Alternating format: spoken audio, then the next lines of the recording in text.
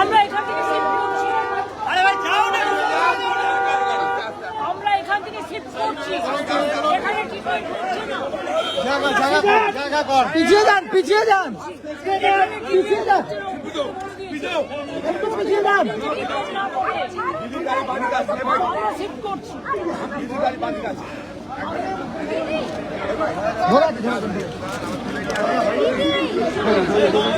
দাদা একটু ঠেলবেন না দাদা। আরে জায়গা কর না, ওদিকে যাবে কি করে?